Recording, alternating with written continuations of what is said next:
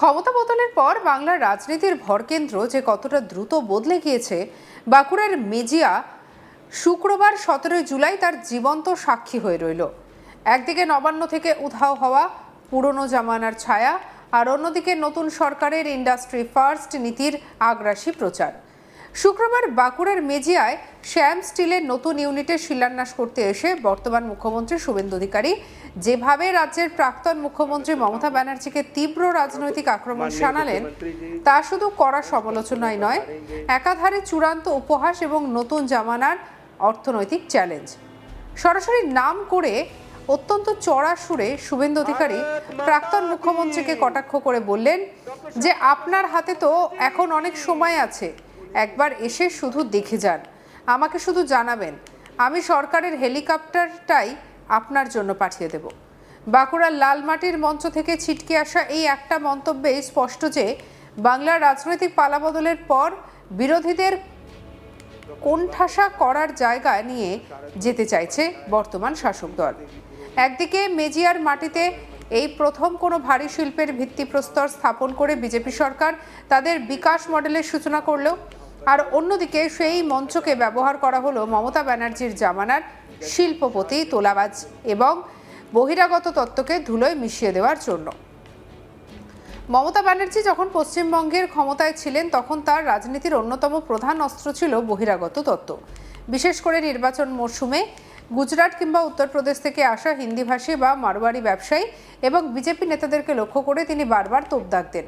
Slogan উঠত যে বাংলাকে গুজরাট হতে দেব না, উত্তরপ্রদেশ হতে দেব না। শুক্রবার মেজিয়ার শিল্পমঞ্চ থেকে ঠিক এই জায়গাতেই পাল্টা আঘাত করলেন মুখ্যমন্ত্রী শুভেন্দু অধিকারী। তিনি স্পষ্ট মনে করিয়ে দিলেন যাদের কথায় বহিরাগত বলে দাগিয়ে দেওয়া হতো, বাংলার অর্থনীতিকে বাঁচিয়ে রাখতে তাদের অবদান ঠিক কতটা অনস্বীকার্য।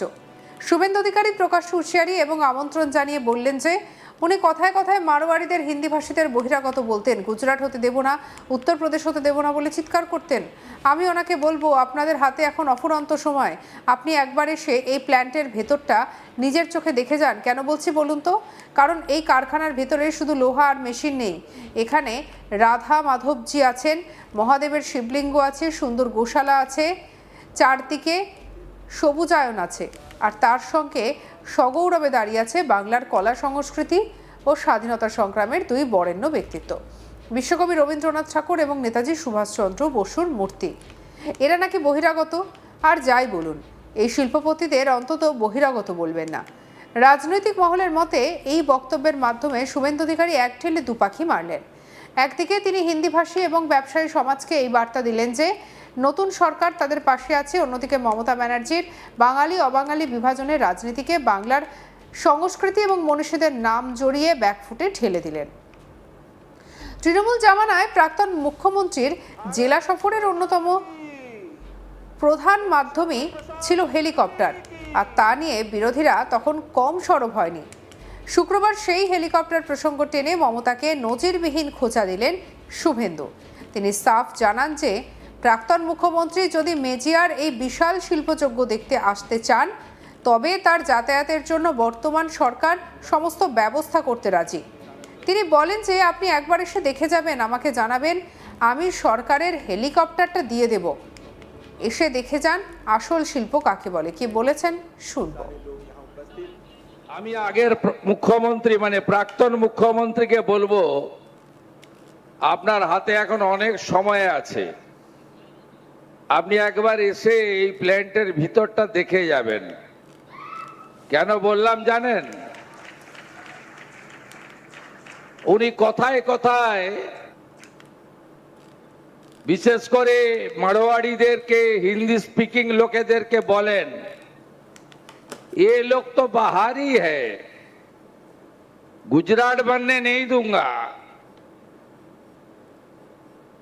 यूपी बनने नहीं दूंगा। আমি ওনাকে বলবো যে আমি অভিভূত, মন্দির তো আছে, রাধা মাধব তো আছে, মহাদেবের শিবলিঙ্গ তো আছে, নন্দী মহারাজ তো আছে, গোশালা তো আছে, সবুজায়ন তো আছে, সাথে বাংলার কলা সংস্কৃতি স্বাধীনতা সংগ্রামের দুই বরেণ্য ব্যক্তিত্বের মূর্তি আছে, রবীন্দ্রনাথ ঠাকুর আর নেতাজি সুভাষচন্দ্র বসু।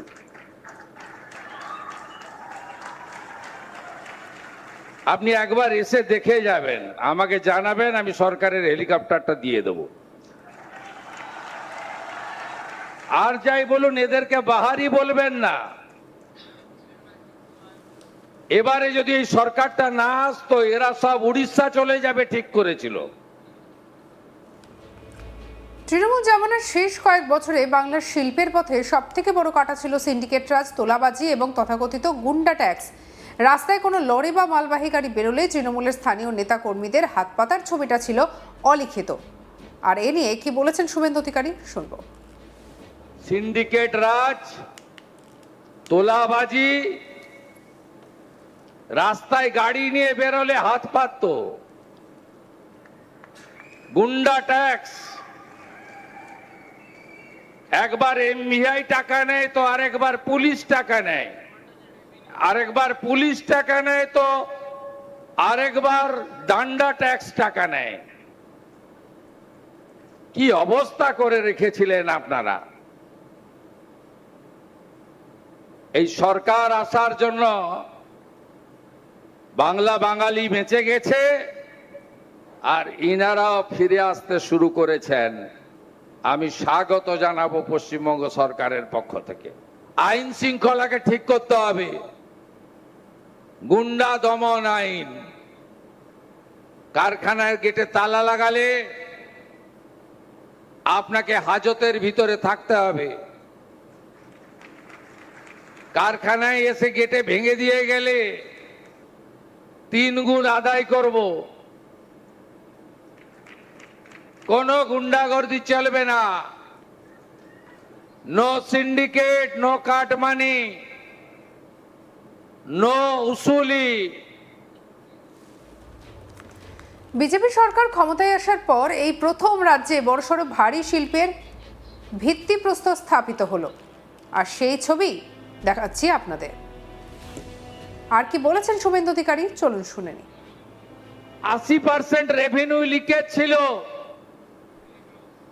শুধু বীরভূমে 1 বছরে স্টোনে বিগত রাজ্য সরকার পেত 60 কোটি টাকা, আর 11ই মে থেকে 11ই জুন 1 মাসে বিজেপি সরকার আদায় করেছে স্টোনে 83 কোটি টাকা।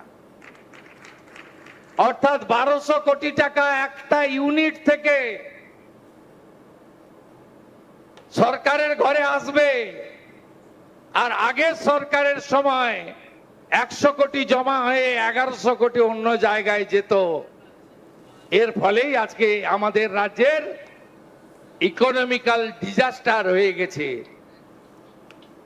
সঙ্গে রাখুন আজ তাক বাংলাকে সাবস্ক্রাইব করতে ভুলবেন না।